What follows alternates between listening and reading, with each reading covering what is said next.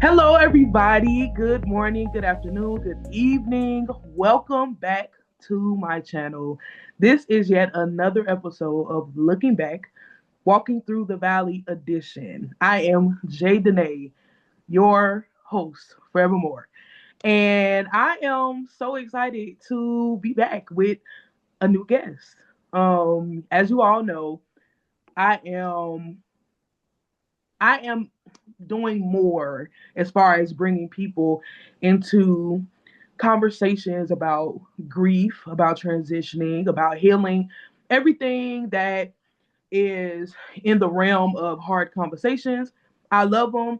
I love to include other people in on them. And so this is another episode of that. Today we have Mr. Melvin McAfee, a storyteller at heart, filmmaker, singer, songwriter, with another short film in the works, as well as music, which we'll discuss more toward the end. But he is literally a creative. And I love conversing with creatives. And so I hope you all will not only hear my heart, I hope you hear his heart as well as God's in the midst of this conversation, and truth, because that's ultimately the whole point of this. So, there's anything else you'd like to add, Melvin, about who you are before we jump in? Feel free. I'm a father of two, 6 and 15. Wow, Yeah, 6 and that's 15. that's a big, I know, gap, but Mm-hmm. it happened that way. Oh, okay. Well, welcome, welcome, welcome, welcome. So glad to have you here. I just to a little bit of background, I am a I would say a person who has been in the music community in Chicago um as a kid growing up, and I've been in different settings with all kinds of groups like older, younger, choirs, praise teams, like people who are new artists, old artists, all the whole nine. And I can say that that was probably one of the more memorable times of my life, just about all the introductions that were made and things I was able to see. But the other thing is, which happens when it comes to any environment that is creativity based, what's on the outside doesn't always align with what's happening on the inside. And so, you all who may be from Chicago or not, when you are sitting in the audience hearing music, hearing the beauty of creativity, you don't think about whose shoulders all of this is happening on top of, whose pain this might be on top of. You don't know because you're only aware of what you're enjoying. And so, what has been your experience as a creative trying to find your own voice in the midst of that? And I'll have a follow up question after that. But what has it been like for you growing up, whether in your teens or as a in your 20s or even at this age? What has it been like for you finding your voice and establishing your voice? Yeah, that's a very good question. So like a lot of people, I grew up in the church and I grew up around church music, gospel music. So there's been something music has been around and gospel music and church music has been around. My father was a pastor, so you have that being in the choir and leading the choir and all of that.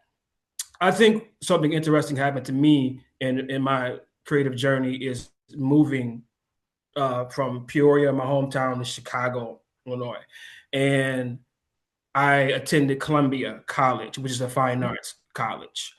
Um, and then I was able to kind of see because it was kind of cultural shock because you're talking to someone who's literally been in church. I know people say this is very cliche, but I literally been in church my whole, and I can't remember a time from my birth when I wasn't in church, right?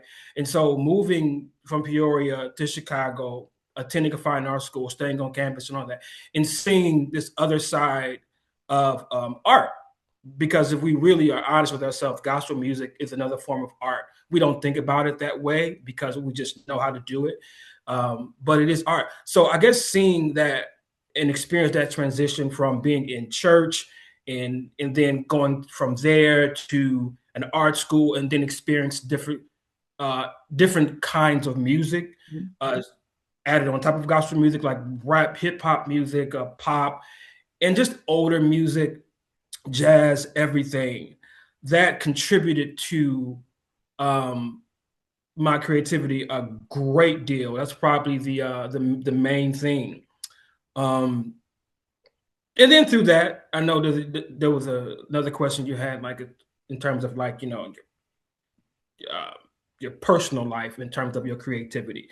Um, there has been a lot of that.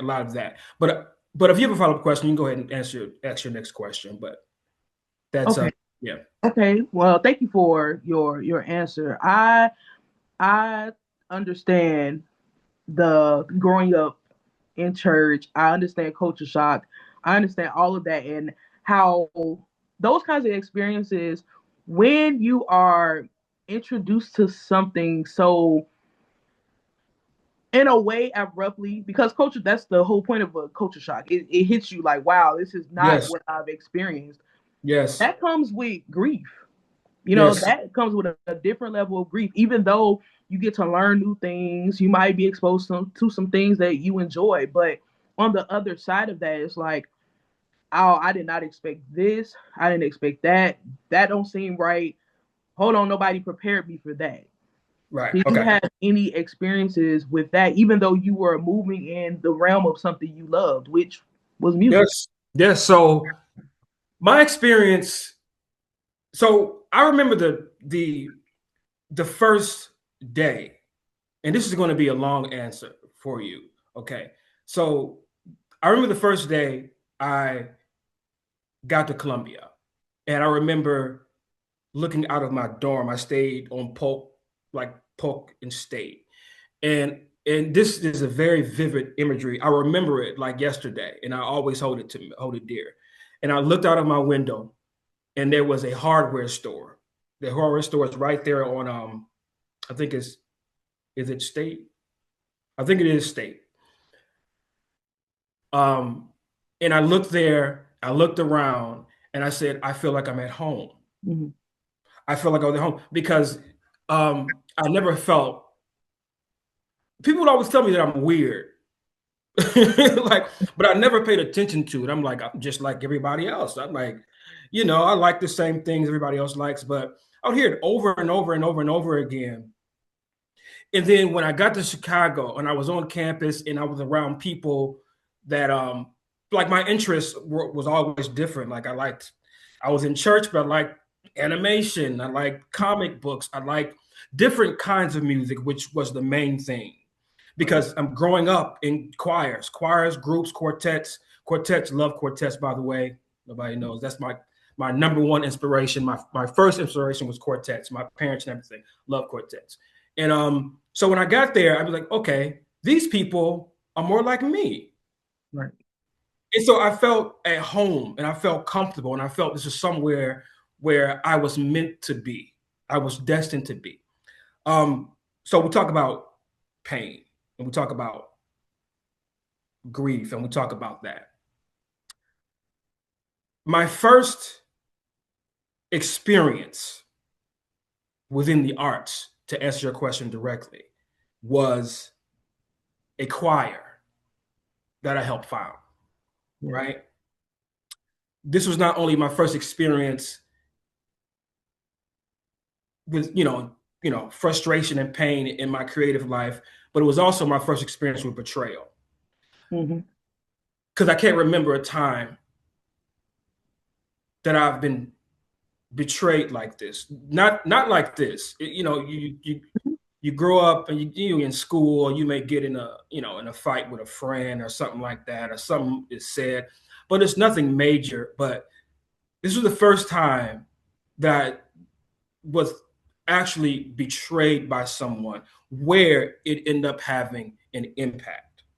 Mm-hmm. Um, So, and then you can interject anytime because this is kind of long. So anytime, just interject and just you can Mhm. and if you need explanation. But I started a choir with a person Mhm. was a young man, and we met through a mutual friend that actually came to Chicago with me that went to the same school. Right. And I was like, man, I want to start a choir. Like, this is like, because I was in a choir back home, community choir. It's called CFC, Crusaders for Christ. We recorded and everything, and I wrote for a few projects. But it was like, I want to do something different.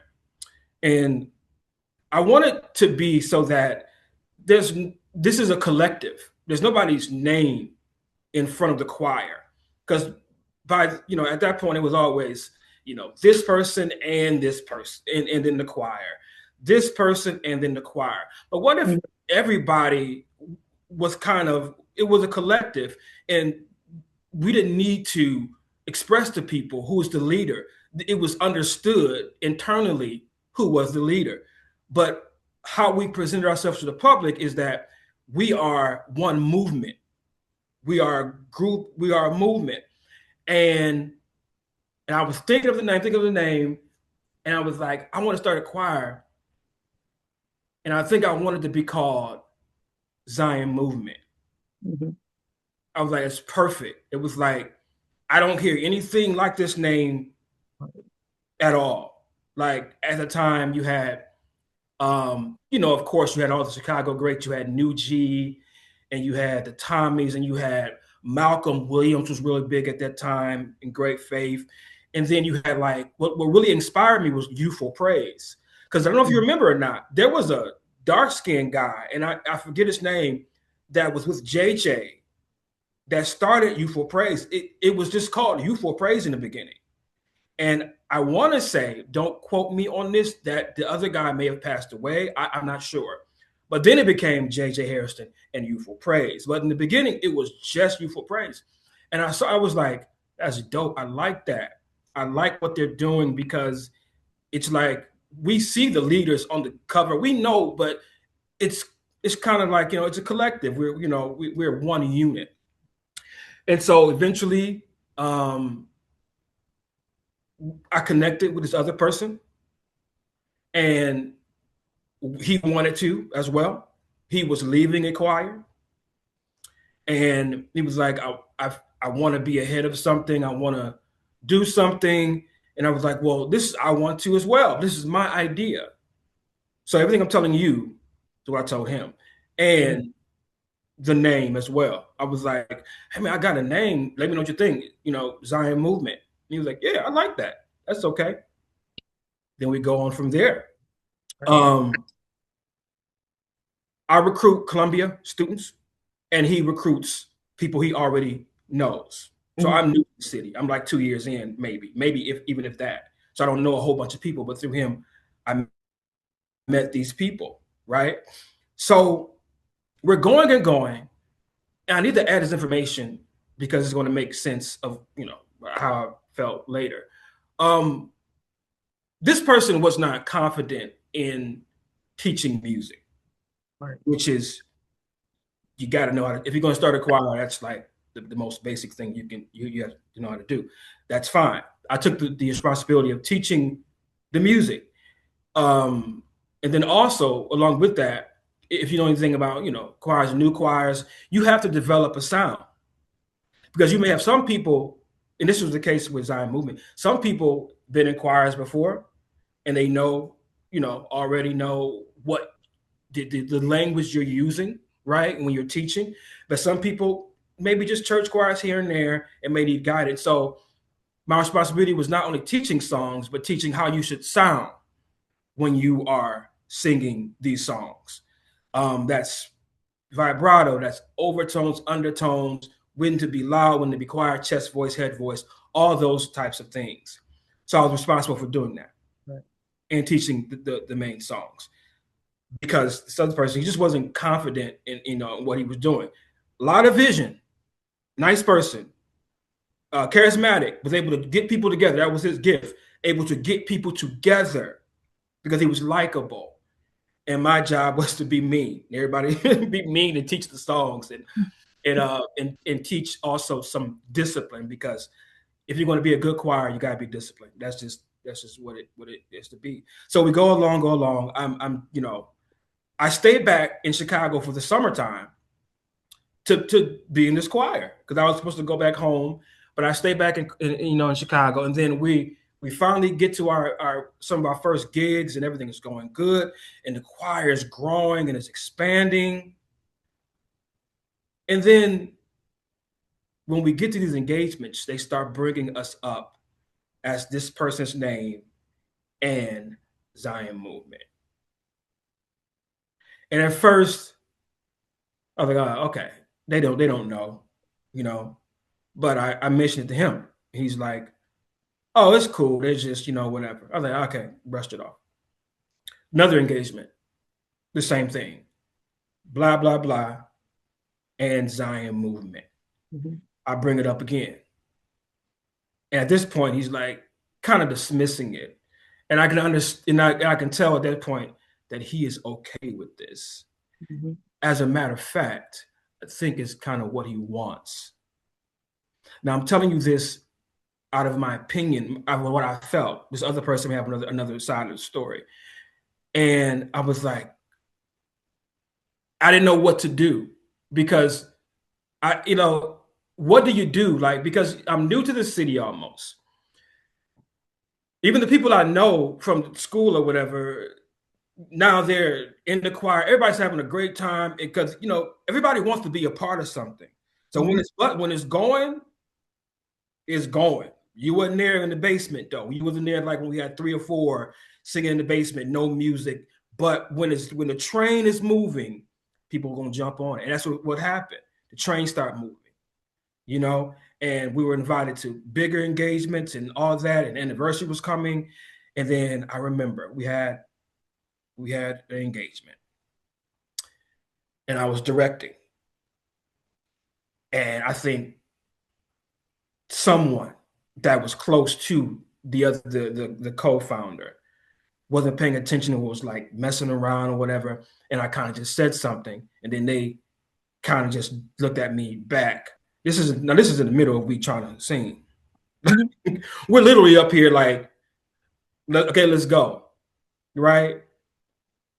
This person was very close to the co-founder, so it kind of made the situation sensitive. Right. After the engagement, we argue. I mean, argue. Me and the founder and the other person, we argue. That was my last time with the choir. That was it. That was it. There was no like, from the other person, like, hey, let's talk about it. Let's try to figure it out. Nothing. And by that time, I was like, I was already kind of writing my own music and wanted to try some other stuff out. So I'm like, okay, Mm-hmm. well, whatever. Maybe it just wasn't meant to be, and I'll go ahead and start doing my own stuff. And that's when I kind of start transitioning to like, my solo stuff, soul stuff, neo soul, and all of that.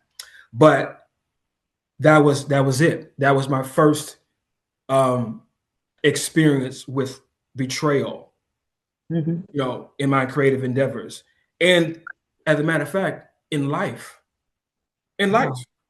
Wow. Like in life, like it, and I guess that would make me lucky because I was already in my 20s, and I think I would make me lucky. That would make me say I've had really great friends and really great relationships up until now.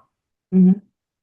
To not have to just have that happen to me, that makes me Right. lucky, and that makes me blessed because people, grow up in hostile environments. Children get betrayed, and dysfunction happens. But I was lucky, and so I was like, wow. But anyway, I'll let you interject, but yeah. How did that not turn your heart away from creativity? Because you know how when someone is so in love with an art form, when that person experiences betrayal in relation to that, automatically everything gets lumped together. And so you no longer want to be a part of anything connected to art because it reminds you of betrayal or some form of darkness. So how did you maintain your love for Right. creativity? It turned me away from choirs. Okay.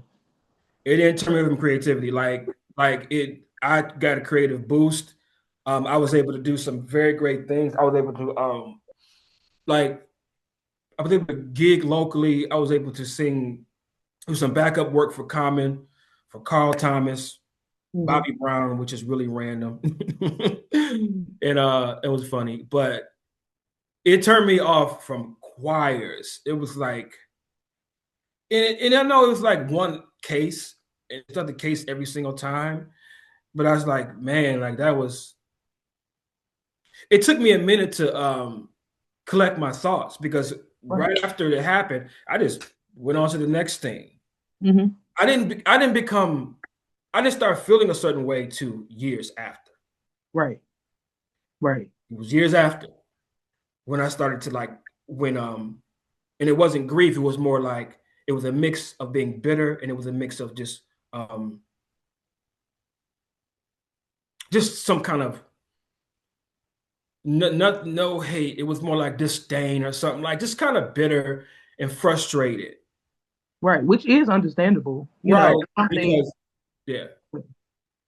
No, go ahead. I'm sorry. something happening behind the scenes, you know, unbeknownst to you, while you're doing something that you felt was bigger than you, bigger than one individual person. Like you said, you wanted time movement to be a collective, but as time goes on, you're seeing one person being pushed more to the forefront. And not only is that kind of um not authentic to what the mission was, it's also putting you in an odd place. Yes. Like you're being like your name and your influence is being buried. I'm glad you said that. I have two things. Well, three things. Like you said that. Number one is that you're right, Jay. It's always bigger than us. Right. When you talk about gospel music, it's supposed to be always bigger than us. Hmm.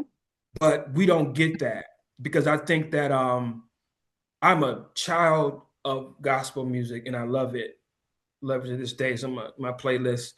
And but I understand the sometimes how that gets lost, Hmm. how the performance becomes the forefront and the purpose, what you just mentioned, the big picture gets buried, right? And that was where I was coming from. This is bigger.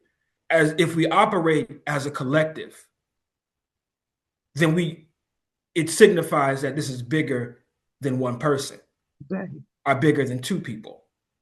And I'm not saying the people that should be recognized shouldn't be recognized because that's going to happen. But the scripture also says that your gift will make room for you. So if you're doing the work, despite of whose name is in front, it's going to be recognized if Yeah. the intentions are pure there. Hmm. Two, the second response to what you said, you're right because you see one person getting this credit. Yeah. I want to be frank, and I prayed before I said any of this because I haven't spoke about this publicly at all. You're the first person that I've ever verbally. I was a post here and there. You're the first person I've ever verbally spoke Hmm. about. So this next thing is going to sound. It may sound kind of messed up, but I got to say it. And then you think to yourself, the least talented person is getting recognized. That's when you're like the personal stuff start to hit you. Like Right. I'm like, I did that. Hmm. That's my name. That's my sound. That's my sound right there. Right. And you feel like what you establish, that foundation you establishes, You feel like, okay, I got everything I need from you. Now let Hmm. me, you know? Yeah. And also, when you don't hear from a person, a lot of this could be really reconciled Absolutely. if you hear from the person. Now, I've heard from a lot of the members, right? Hmm. But not from the person. And then I'm like, it's a lesson on being disillusionment. It's a lesson on being oblivious, really. It's like, I was like, I didn't know people could really be this way. I really didn't. Like, people can be so, um, you know what I'm saying? Like, I'm like in my head, I'm like, you were there, you know all of this. Why don't you say something? Why don't you say something? I don't think that way anymore because I'm way over it. But I used to think that I was like, why don't you say something to people about if I were a person and if I know that I didn't think of this stuff, I wouldn't even feel right. I would be like, this is how this happened. This is where we are now, but this is how this happened. And I got to give credit to have credit for it. I wouldn't be Yeah. able to live with myself. And then I was like, how can you be that way? Like, how can you, how can you accept this and keep walking on stage and keep accepting these compliments and accolades in good conscience? Right. I'm Are you really able to look yourself in the mirror? And I don't know if this person is or not. It may be, I don't know, maybe there's some kind of internal torment that I don't know about, right? But and it could be, I don't know. But that was the main thing. That was the thing, like back to the theme of your platform, like grief and bitterness. Hmm. That was that's the root of it right there. It's Right. not that I'm not there anymore. It's the fact that um that took a lot out of me, man. Like, when rehearsal and teaching music and trying to train, that's not hard. That's not easy work to do. And you got different personalities, you got attitudes. I had people really not like me because but it always takes that person to get like this is going to be a this analogy is kind of it's weird, but everybody likes hot dogs, but no Hmm. one likes to see them get made Right. because it's a terrible process. Hmm. Or you could think of a lot of things in that case that the process. So I'm the person that got down there and and it did all of the ugly stuff in trying to create this sense of discipline and these voices but it's almost like it was thankless. All things. Hmm. And that's where the bitterness kicked in. That's where some of the anger kicked in. That's the source of it. If Yeah. we could have just parted, like, okay, you know what, this is going to work. What can we do? But never. Hmm. To this day, this almost been like almost 30, maybe 20 something years to this day, and we've seen each other on some Wow. occasions. Nothing, None at all. nothing, This is such nothing. this is such a mind altering reality check, honestly. When you hear of stories about, let's say, people in Hollywood, right? And their ideas or certain things being stolen from them and them not getting any credit, and the thief, just enjoying life, all the accolades, all the awards, everything, and never once acknowledging the person who was behind the scenes doing all the hard work that wasn't glamorous, all the work that took a lot of time and effort and sweat and tears and all of that. And the fact that this can happen even in a community that is supposed to be focused on giving God glory, like at the center of this, it was to glorify God. You know, we're not thinking about when, we're thinking about who God is. We're thinking about who Jesus Christ is, what he's done for us. And so the fact that this can happen even in that, like that is just a testament to what occurs when the intentions of a person's heart isn't totally pure. Because if it was, then there would have been many moments of conviction, many moments of correcting the mistakes.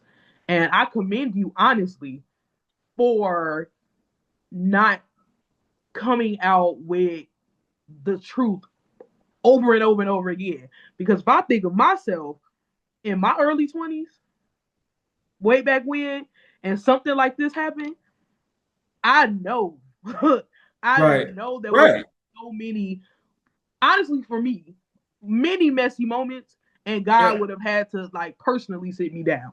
And so Mm-hmm. I think that is just so amazing that you've been able to focus your attention on nurturing the other areas of creativity in you, the other parts of your intelligence. But I do want to know what kept you from exposing this earlier. I'm glad you asked the question. He needed it more than me. Okay. And I had to realize that. So, man, the more I talk, the more I was like, I don't want to say certain things because it may come off negative and all that, but I can't really escape saying it. Um, what I was doing came easy to me. It's the gift that, God gave everybody a gift. It's a gift that God gave me. Um, and when I look back at it, I was like, he needs this more than me. He needs this more than me because I feel like I can go and do something else. I can repeat this. That's how confident I was kind of in what I had. Mm-hmm. And I felt like this is what I feel like happened.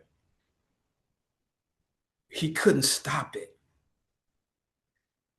If you are coming from another choir where you're just a tenor, you can Mm-hmm. be front row, whatever, but you're just a choir member. You're a tenor. You're just a choir member.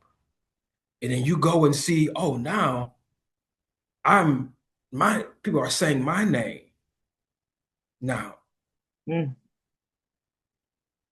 And he couldn't stop it. It got to him. Like even though and this person I'm talking, this person is a very nice person. And to this day, I don't think he did it intentionally. I think that he just couldn't resist it Mm-hmm. because notoriety and fame is a drug. Absolutely. Yep. And if you taste it, you can become hooked on it and you just can't stop the ride.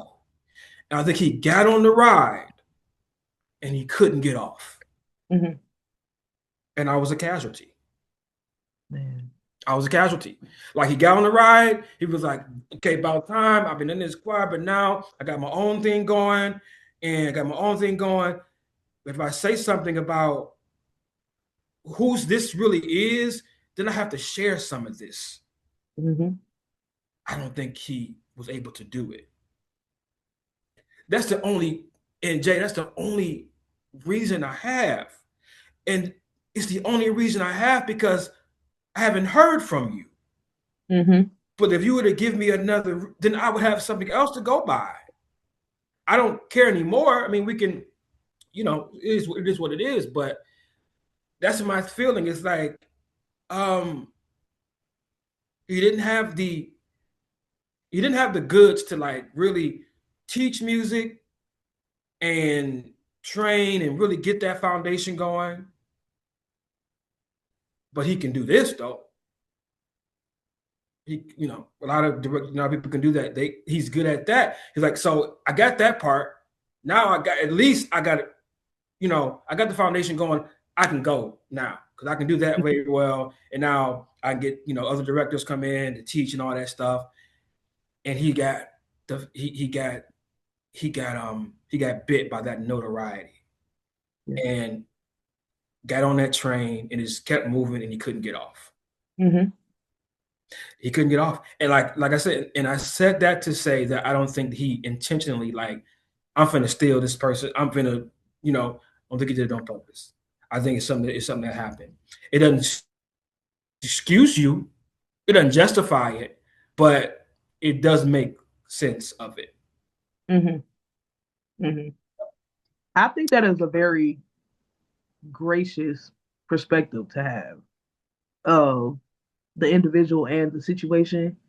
Um, just this idea that, perhaps your motive was to just help build something that would be great. As you mentioned, fame, notoriety, it can literally come in the blink of an eye, and either you could have just this major, um, maybe discipline, or you just so stern and firm in who you are where it doesn't impact you the way it might impact somebody else.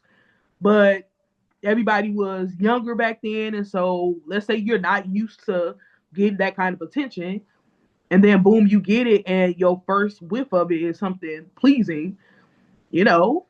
And I'm telling you this from so Jay, I'm telling you from this from personal experience because we were roommates. I didn't Oh, I didn't add that in. you know, okay, yeah, I know that. we were because like it made more sense because I was staying home um for the summer and I was like, okay, like roommates, right? So it's like this is what I'm telling you from very, very personal experience, Hmm. like why I feel it's that way. You know what I'm saying? It's like I know the lack of confidence. I seen it up close Got it. when you're you're kind of scared or Hmm. you got all this, but you don't really know all the way what to do with it, right? Yeah. But I'd been there before.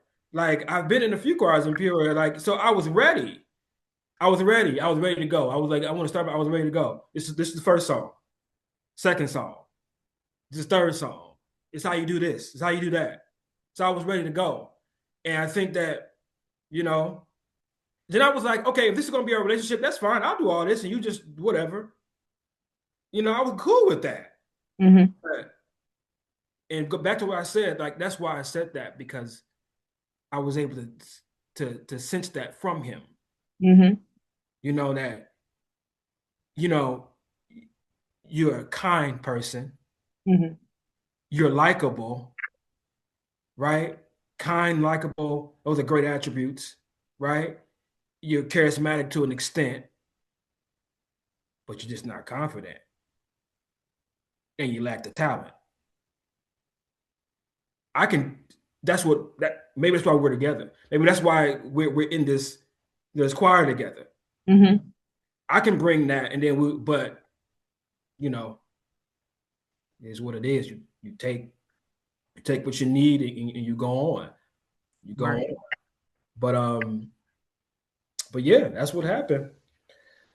That's what happened. And like I let it go because it was like, maybe he needed this. Like, I don't know. I didn't need it as bad. And then the direction that it went to, that was my vision. I was my Hmm. vision. I didn't want the typical Chicago choir. I didn't want that. I wanted something that I'm seeing now Right. happen. So Hmm. Ty Tribbett was big around that time. If and I'm thinking like this is what I wanted. Like something like this. I'm like, I never wanted that. I never wanted Hmm. that. And it leads me to think that my timing, like these are things I think about right now. It's like I think about my timing. I think about what does that say about my timing? What does that say about me as an artist where 20 years ago I want to do something that I see now? Hmm. And I just pray about that, and I got the film bug and the TV bug and I'm writing and but I think about music in those terms. You know what I'm saying? Like um, that experience is one thing that made me drift from gospel music because it got boring. I was like, after Zion movement, I was like, I don't like anything anymore. And that's what made me start doing like, what I was doing. And then just recently I was like, okay, I like a little bit more about, than what I liked before, but it was that and boredom. It was like, and they say that if you are a creator and you you want to see something in the media that you don't see, you have to make it. Yes, I agree. And that's what I was trying to do back then. I was like, I don't see this happening, but I hear it. I hear these songs. I hear a smaller group, 15 or 20. I hear a collective. I hear a mix of different elements, jazz, R&B. So Hmm. I got to make this. And then I think that ultimately our visions were not in sync with that, you know? Yeah. But but I think about now, I'm like, man, be a perfect time right now if I had the time and the energy. But back to this, it makes you think about like your timing, like, and going back to what you said, it's like, was I just there just to maybe just Zion movement just needed to exist in the world, period. Maybe it wasn't mine. Maybe it wasn't mine. Maybe this guy just used me, but it just needed to exist. I don't know what if people have gotten saved off of it or inspired, and I'm pretty sure. Hmm. And I think about it from that aspect that it just needed to be manifest in the universe, and God just used me as the catalyst for that. Right. But then it still doesn't excuse human behavior, though.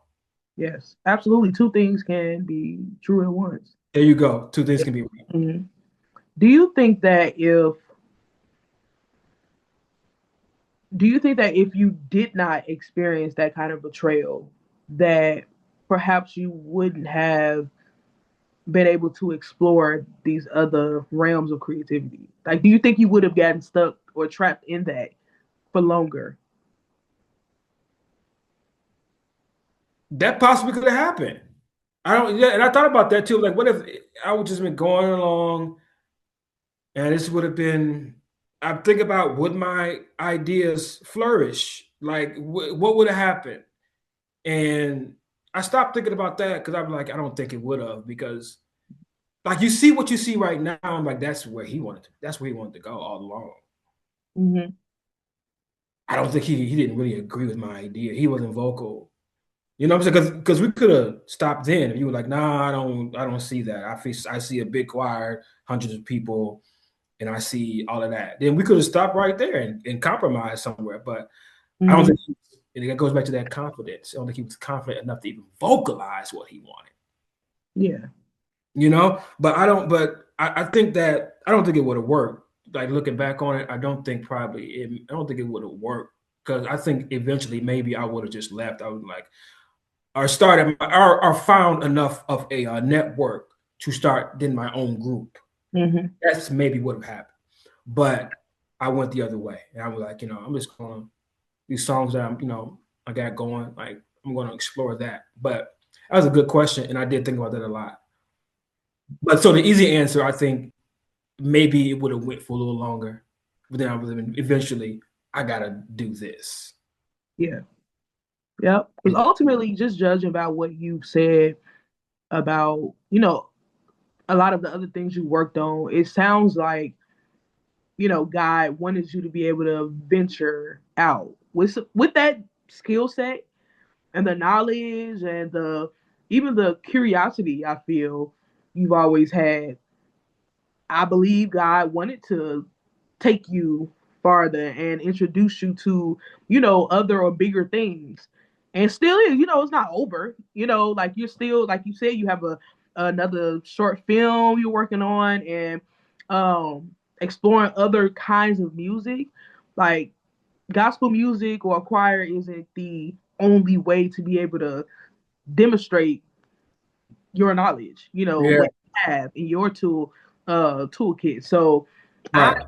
definitely applaud you for um what you made of yourself coming out of that. Yeah, You yeah, can absolutely still be somewhere chasing the choir dream and being angry, going into these different rooms and talking to whoever will listen about how you were the person at the core of all of that, reaching for credit. Yeah, I feel like that's whack, and I've seen people do that, and it's whack, and it kind of just shows that you have nothing left in you. Yeah. Because if that's your only thing, then you're holding on to that, and that's where that anger festers, and that's what the social media back and forth stuff come from, and all of that. And some of these people are telling the truth. Like, and that's one thing I did learn. Like when people get up and like these people come up and say, "Well, I did that. Nobody ever gave me credit." Some of these people are telling you the truth, Yes. but their voice is shrank by the larger majority, and that's what happened to me. So these Mm-hmm. people that get on these rants and be like, "I did this," it may seem like they capping because of how they expressing themselves in anger and all of that, but that's not the case all the time. Sometimes they are telling you the truth. It did happen to them. They were overlooked, and they're hurt, and they're angry, and this is the only way they know how to express themselves. That just wasn't my case. It wasn't my case. You know what Yeah. I'm saying? But I want to say that, like, these people, give people, if I can give one advice, give people credit for where credit's due. That's it. It's That's very simple. it. Like within the church, within the um the gospel choir is a strange ecosystem. It really is. It's like when you are in it and you get used to it. But if you're an outsider looking in, it's strange to kind of navigate that gospel choir ecosystem. Even the Mm-hmm. relationship between leader and member, to me, it's it can be weird. It can be weird sometimes. You know what I'm saying? Even among the members, and for the lack of I don't want to say too much, but it's not a typical functional organization that you would be a part of. You know what I'm Mm-hmm. saying? And you would have to be a part of one to know what I'm saying. But it's kind of hard to navigate if you're not used to it. You know what I'm saying? But yeah, and a lot of things can happen within that. Like I said, like things happen to me. Egos. Oh, egos. Egos. I don't have an ego. And that's probably why I didn't last. My ego's not big enough. And you have to have, because your ego will make you do certain stuff. Your Yeah. ego will make you run, it will make you run over people. It will make you assert yourself in a way that's not always positive. My only ego was in sounding better. We don't sound good, so we need more discipline. We need to be quiet when we should be quiet. We should Right. sit together. I think people mistook that as ego, but it was my way, my approach to sounding better. When it comes to art, I don't care about nothing else but sounding better, looking better, the visual. The ego, I don't have an ego. It's just God didn't give me that, and that was probably one of the reasons why I didn't come back and say what I said. With became angry and did all this. That's my name. That's mine, because I have confidence. A lot of that, I just don't have an ego. It's just not in me to have an ego. I'm this person, and then in gospel choirs, there's a lot of that. The gospel choir is a big brand production. You have the Yeah. robes, choirs, the hairstyles, the movement. It is a Broadway production, and egos are massive. And Mm-hmm. and people can dispute this. I welcome that, whatever you want to say, but it thrives off egotistical people. You Yeah. know what I'm saying? And I think that I don't have that to keep. And I think more recently, because things have changed now, because you have the smaller groups, you have praise and worship groups, so it may be a little Mm-hmm. bit different, right? Different at that point. But when I was, at that point, it was that was big. And back to my point, I think it's just that was probably one of the reasons why, to answer your questions, why I didn't react that way. You know what I'm saying? And I didn't react that way. I didn't, go that route. And I was able to kind of move on to do other things. Yeah. You know, just don't have it. Mm-hmm. I don't have it. It's whack to me to want to feel like you're better than somebody else all the time, because there's always somebody better than you. Ooh. Always. There's always going to come that someone's going to be better than you. We have Vanessa Bell Armstrong at the time was considered, oh God, she is the greatest thing to happen to gospel music as far as women. But who comes after that? Then you have Karen, you got the Clark sisters. They were just around the same time. But then what happens around in the 2000s? Kim Burrell. Kim Burrell, who took gospel music vocally somewhere else when you Yeah. didn't think it was going to get any better than Vanessa Armstrong or the Clark sisters or anybody else. You have someone else to come and completely innovates and revolutionize gospel vocals.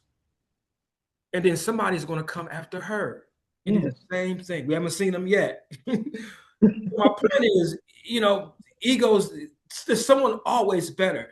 And you have to operate like that's the case. And you have to operate because even if someone is least talented, they have something else to offer. Yeah. And gospel in the gospel music ecosystem, least talented people, we treat them like like less than.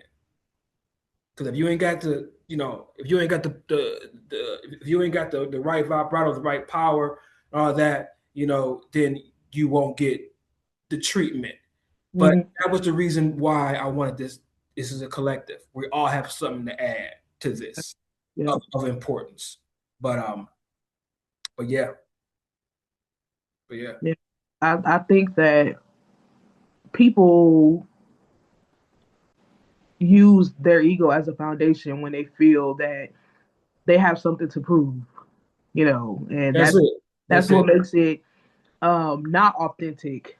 Um and I feel that allows for your foundation to be weak because if your ego is if you have an ego, it's built off of the praise you're getting from people.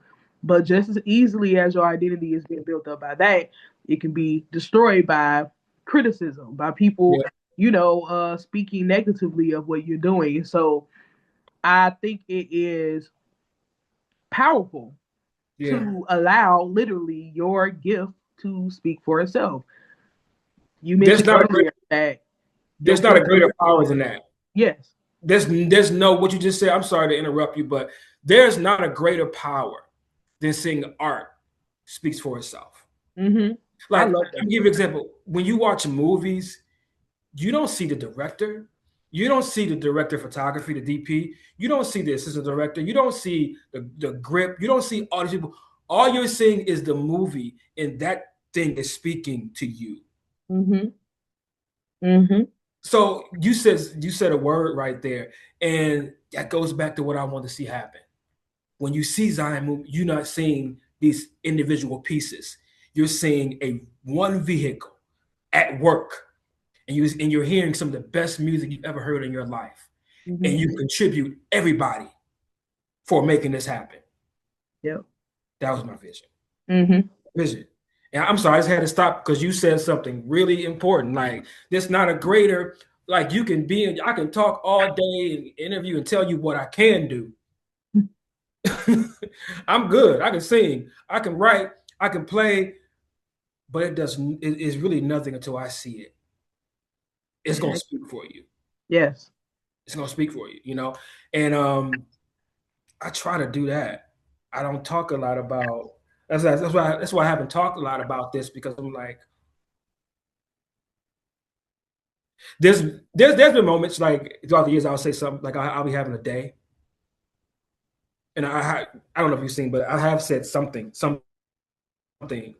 but it will leave just as short as it comes. But my overall approach has been like, okay, um, I'm just stuck on what you said. There's nothing that speaks um,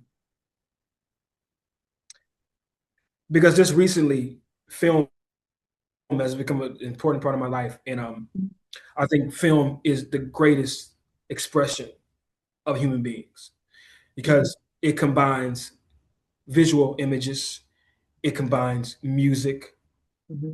it combines, of course, dramatic portrayals, um, anything you can think of. And it's the greatest expression because of those combination of those things. And it's the way it can make us feel. You listen to music, you can feel a certain way, but you really have to visualize it. In movies and film, you don't have to visualize it. It's there for you. Right. And it makes us feel a certain way. It speaks to us in a way that very few things can speak to us. It ignites revolutions. It ignites political movements. It sways public opinion. It sways media. Film does that. And going back to what you said, is what that art, how it speaks to you in that way. Mm-hmm. No, I'm going off on a tangent, but we whatever. Well, yeah, you got to pull me back in. No, I love Yeah, the way you're speaking about it. Like I first of all, I can relate. My bachelor's degree is film, like cinema, journalism, yeah, all of that.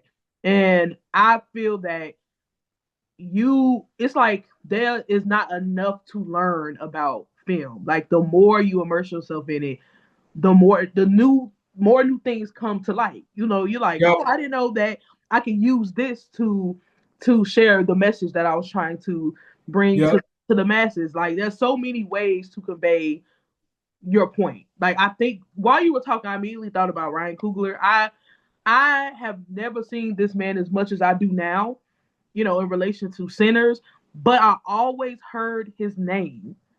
And every time I watch something of his, like something new um something new is presented every time. Like, and so it just shows just how deep film can go. And yeah, you have to have a very, very broad like mind. You have to be very detail oriented. You have to be very disciplined. You have to think about all the ways something can be perceived. yeah, And filmmakers, to me, that's why they are some of the most intelligent people on the earth. yeah. And like, and then, and what's crazy is that film came to me a little bit later in life, and I question God all the time. I'm like, man, where did this come from? And then it Mm-hmm. had to question, compare music and film. First of all, film is way harder because you got so many moving pieces. Like you can't do film when anything great that's going to come out of film is going to be a group of people. You got to have it. You can't do it Yeah. alone. Music, you need people, but not as much. You can, if you're a good musician, you can record at home and play your instrument or whatever. But film, you got to have a collection of people together to do it. You know what I'm saying? And like you just said, it involves more thinking. I love Ryan Coogler, by the way. He's a thinker, and that's what I like about him most. He's a thinker. Mm-hmm. He's a thinker. He's a thinker, and I love that. But to your point, you have to be able to get these pieces together, and you need a team. Yeah. And I've always been so. This goes back to the choir. Everything we're talking about. I always wanted to work with a team. Like I never wanted like I'm there and they're here.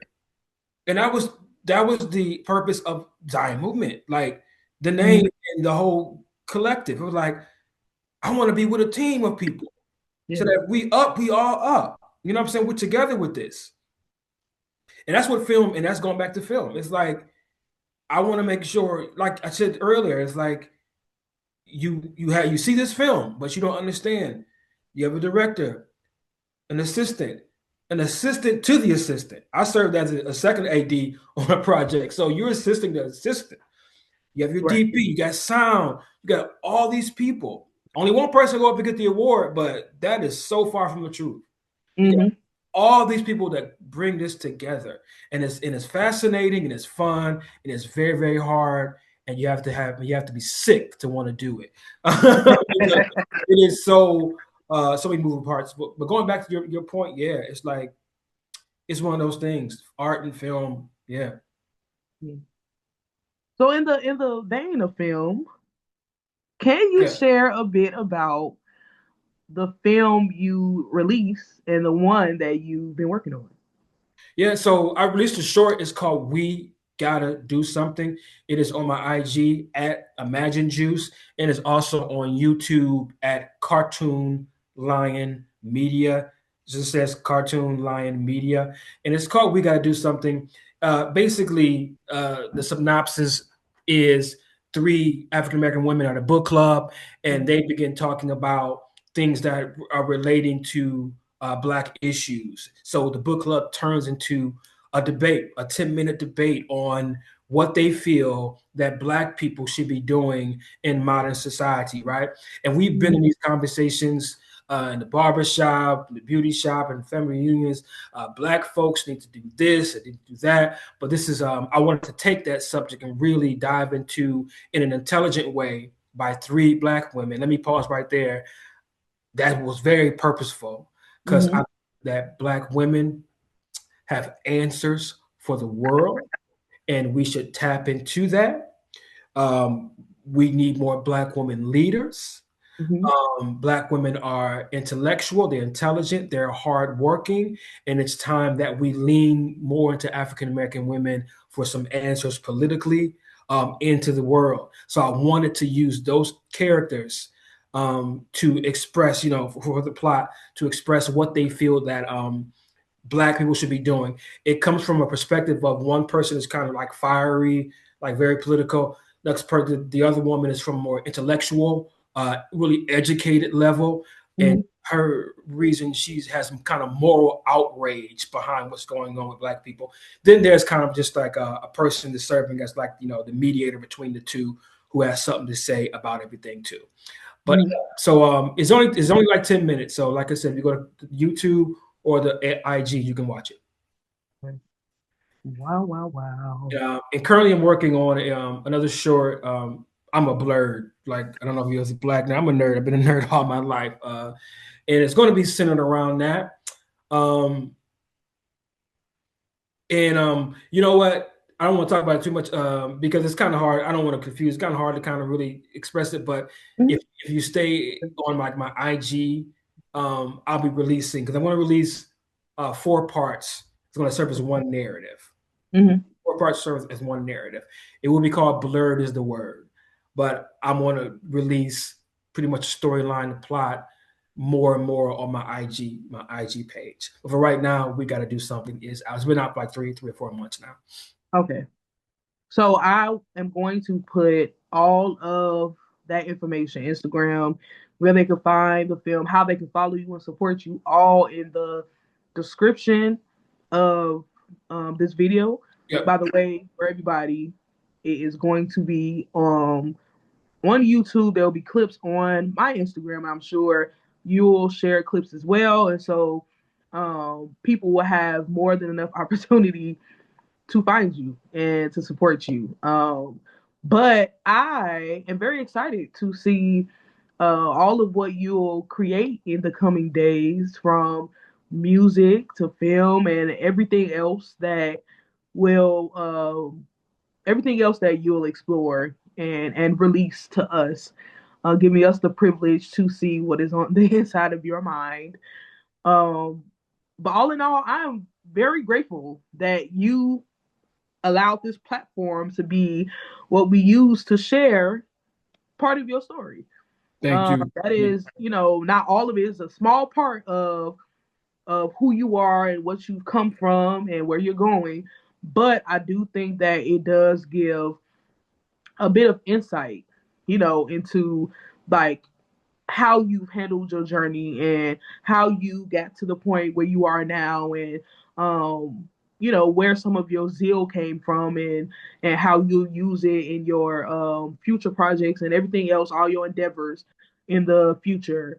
But like I said, I'm very, very grateful that you trusted me and this platform, because you could have, like I said, you could have done this many times.